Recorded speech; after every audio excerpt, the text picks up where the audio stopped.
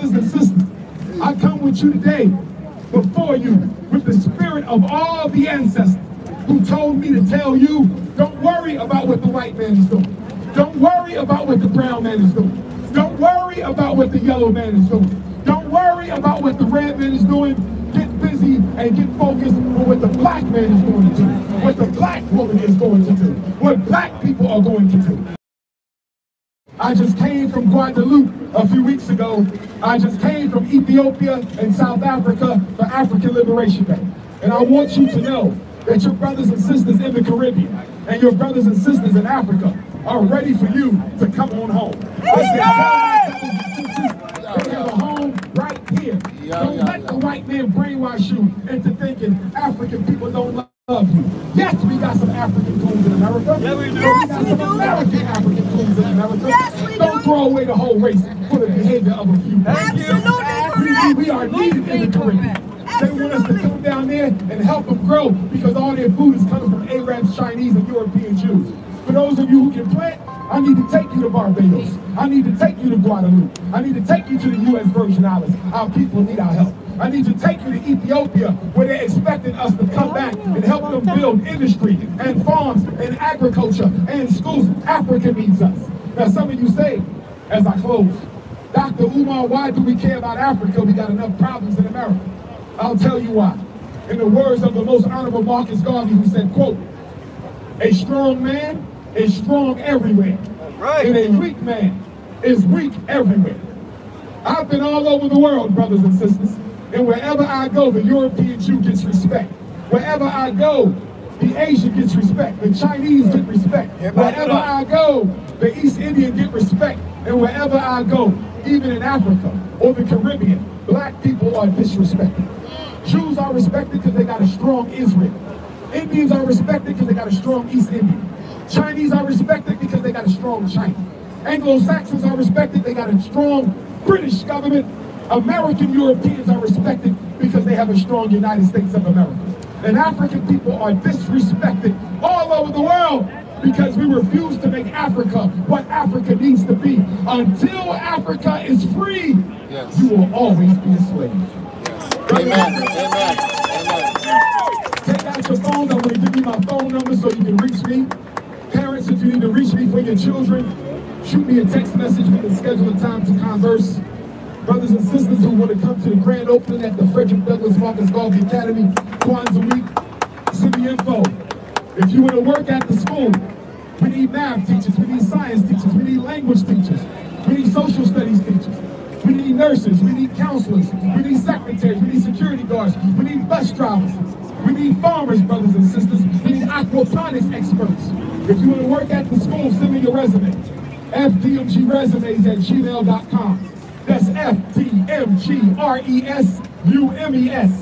Fdmgresumes@gmail.com. Send me your resume. Don't worry about being certified. Private school certification is completely different than public school certification. Most of you will qualify for private school certification if you pass my test. Brothers and sisters, what I'm asking you, New York, do you have a skill? Do you have a talent? Do you have a specialty? Do you have an expertise that you think a black boy can learn that would help his life be a little bit easier than yours? Maybe you know how to build websites. Maybe you know how to teach African martial arts. Maybe you know gun training.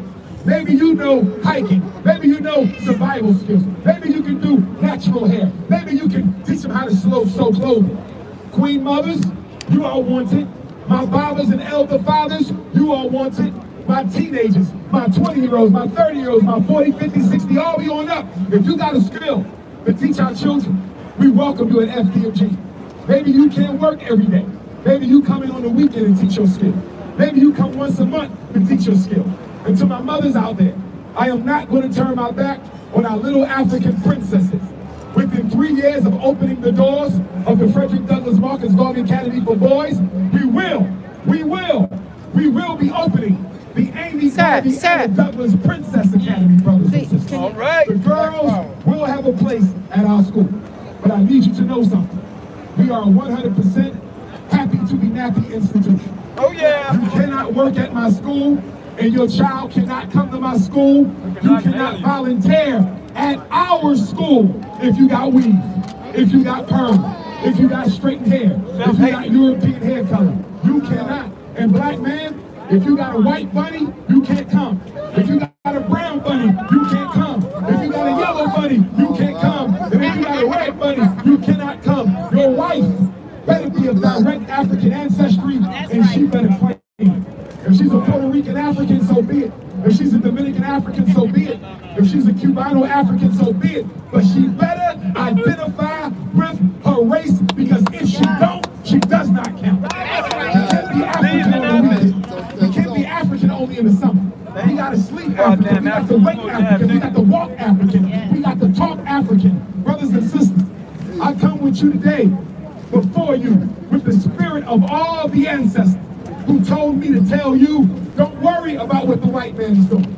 Don't worry about what the brown man is doing. Don't worry about what the yellow man is doing. Don't worry about what the red man is doing. Get busy and get focused on what the black man is going to do, what the black woman is going to do, what black people are going to do. We will build our own schools. We will build our own hospitals. We will build our own jobs. We will build our own banks. We will build our own supermarkets, brothers and sisters. Fdmg will be a school by day, but Fdmg will be a black community organizing headquarters by night. Once the school opens, we will be hosting a conscious singles convention. If you are a single, conscious African man or woman who is a heterosexual and you can't find a mate, a suitable mate, we will be having a single conscious Africans convention at the school. We will be having a single black women's conference, single black men conference, ex-offenders conference, farmers conference, entrepreneurial conference, Black Wall Street conference, comic book conference, communication conference. Everything that we need, we will do at the school that you built with your own hands from nothing. Oh yeah! Academy. I close with a quote. I close now with a quote from my ancestor Frederick Douglass, who also came to New York. They did. New York was where Frederick Douglass landed after escaping from slavery in Baltimore. Frederick Douglass and I are related by blood. My 4 times great-grandfather Stephen Henry Bailey and Frederick were first cousins. My family came to America in 1701. Black man stolen from the Igbo nation of Nigeria. He married a black woman named Selah, for whom my 12-year-old daughter is named. In 1745, they had Grandma Jenny.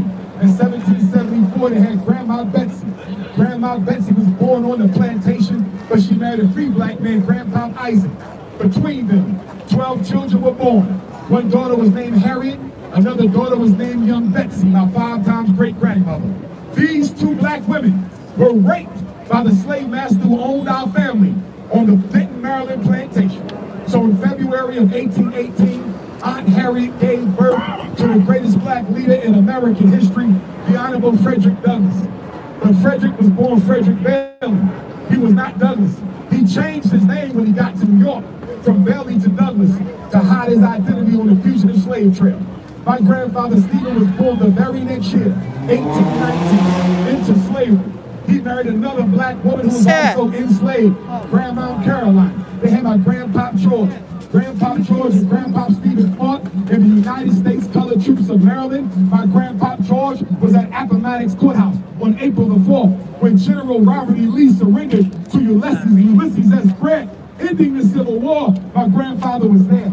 My grandfather was in Galveston, Texas on June 19th when General Gordon Granger read Special Order Number 3, emancipating all Texas Africans previously held in bondage, which became the Juneteenth holiday. My grandfather was there. I'm not saying that to brag. I'm saying I'm sick and tired of you telling our children that Abraham Lincoln freed the slaves. Abraham Lincoln didn't free no damn slaves. The slaves freed Abraham Lincoln. So after the Civil War, Grandpa George marries Grandma Annie. They have Grandma Caroline. She moved to Philadelphia. She has Grandma Vivian. She marries a Spanish-speaking Cuban immigrant, my great-grandfather Cicero, who I met just before he died. They have my grandma Ida, who passed away 5 years ago. She met and married James Johnson. They had Umar Johnson. He met and married Barbara. And on August the 21st, in the ghettos of North Philadelphia, the anniversary of the Nat Turner War, the anniversary of the Haitian Revolution, the anniversary of the George Jackson War, the anniversary of Emmett Till's arrival in Money, Mississippi. I was born in North Philadelphia. Frederick Douglass said, if there is no struggle, there is no progress. Those who profess to favor freedom but deprecate agitation are like men who want crops without plowing up the ground. They want rain but can't stand the thunder or the lightning. They want ocean but they're scared of the awful roar of the water.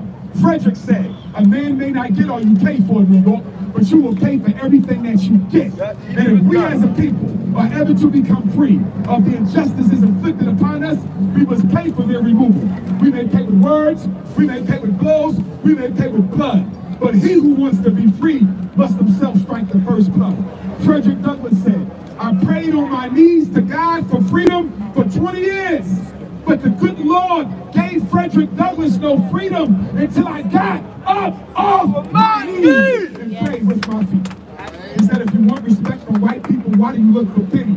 The man who respects you will never pity you, and the man who pities you will never respect you. New York City, take my number, 215-989-9858. I'll repeat it twice and close with a quote from Mr. Garvey.